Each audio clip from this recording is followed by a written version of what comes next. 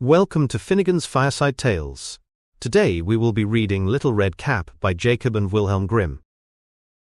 There was once a sweet little maid, much beloved by everybody, but most of all by her grandmother, who never knew how to make enough of her. Once she sent her a little cap of red velvet, and as it was very becoming to her and she never wore anything else, people called her Little Red Cap. One day her mother said to her, "Come, Little Red Cap. Here are some cakes and a flask of wine for you to take to grandmother.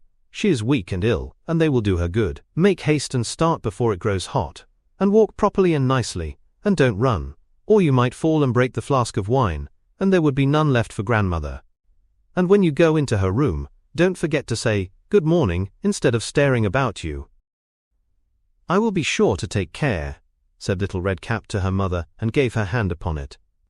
Now the grandmother lived away in the wood, half an hour's walk from the village, and when Little Red Cap had reached the wood, she met the wolf, but as she did not know what a bad sort of animal he was, she did not feel frightened. "Good day, Little Red Cap," said he. "Thank you kindly, wolf," answered she. "Where are you going so early, Little Red Cap?" "To my grandmother's." "What are you carrying under your apron?" "Cakes and wine. We baked yesterday, and my grandmother is very weak and ill, so they will do her good and strengthen her." "Where does your grandmother live, Little Red Cap?" Quote, "A quarter of an hour's walk from here, her house stands beneath the 3 oak trees, and you may know it by the hazel bushes," said Little Red Cap. The wolf thought to himself, "That tender young thing would be a delicious morsel, and would taste better than the old one. I must manage somehow to get both of them." Then he walked by Little Red Cap a little while, and said, "Little Red Cap, just look at the pretty flowers that are growing all round you, and I don't think you are listening to the song of the birds. You are posting along just as if you were going to school, and it is so delightful out here in the wood."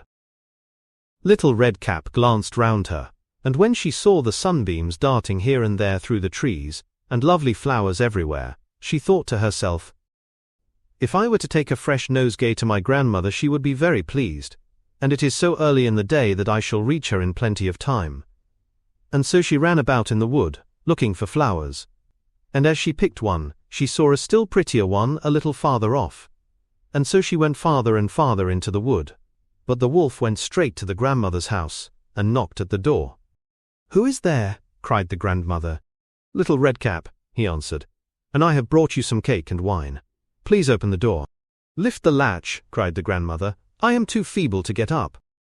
So the wolf lifted the latch, and the door flew open, and he fell on the grandmother, and ate her up without saying one word. Then he drew on her clothes, put on her cap, lay down in her bed, and drew the curtains. Little Red Cap was all this time running about among the flowers, and when she had gathered as many as she could hold, she remembered her grandmother, and set off to go to her. She was surprised to find the door standing open, and when she came inside she felt very strange, and thought to herself, "Oh dear, how uncomfortable I feel, and I was so glad this morning to go to my grandmother." And when she said good morning, there was no answer. Then she went up to the bed and drew back the curtains. There lay the grandmother with her cap pulled over her eyes, so that she looked very odd. "Oh, grandmother, what large ears you have got! The better to hear with." "Oh, grandmother, what great eyes you have got! The better to see with." "Oh, grandmother, what large hands you have got! The better to take hold of you with." "But, grandmother, what a terrible large mouth you have got!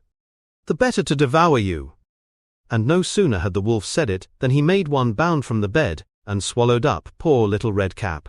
Then the wolf, having satisfied his hunger, lay down again in the bed, went to sleep, and began to snore loudly. The huntsman heard him as he was passing by the house, and thought, "How the old woman snores, I had better see if there is anything the matter with her." Then he went into the room, and walked up to the bed and saw the wolf lying there. "At last I find you, you old sinner," said he. "I have been looking for you a long time." And he made up his mind that the wolf had swallowed the grandmother whole, and that she might yet be saved. So he did not fire, but took a pair of shears, and began to slit up the wolf's body. When he made a few snips, Little Red Cap appeared, and after a few more snips she jumped out and cried, "Oh dear, how frightened I have been! It is so dark inside the wolf." And then out came the old grandmother, still living and breathing. But Little Red Cap went, and quickly fetched some large stones, with which she filled the wolf's body, so that when he waked up and was going to rush away, the stones were so heavy that he sank down and fell dead. They were all three very pleased. The huntsman took off the wolf's skin and carried it home. The grandmother ate the cakes and drank the wine, and held up her head again, and Little Red Cap said to herself that she would never more stray about in the wood alone, but would mind what her mother told her. It must also be related how a few days afterwards, when Little Red Cap was again taking cakes to her grandmother, another wolf spoke to her, and wanted to tempt her to leave the path. But she was on her guard, and went straight on her way, and told her grandmother how that the wolf had met her, and wished her good day, but had looked so wicked about the eyes, that she thought if it had not been on the high road, he would have devoured her. "Come," said the grandmother, "we will shut the door, so that he may not get in." Soon after came the wolf knocking at the door, and calling out, "Open the door, grandmother! I am Little Red Cap, bringing you cakes." But they remained still, and did not open the door. After that, the wolf slunk by the house, and got at last upon the roof to wait until Little Red Cap should return home in the evening. Then he meant to spring down upon her, and devour her in the darkness. But the grandmother discovered his plot. Now there stood before the house a great stone trough, and the grandmother said to the child, "Little Red Cap, I was boiling sausages yesterday, so take the bucket, and carry away the water they were boiled in, and pour it into the trough." And Little Red Cap did so until the great trough was quite full. When the smell of the sausages reached the nose of the wolf, he snuffed it up, and looked round, and stretched out his neck so far that he lost his balance and began to slip, and he slipped down off the roof straight into the great trough, and was drowned. Then Little Red Cap went cheerfully home, and came to no harm.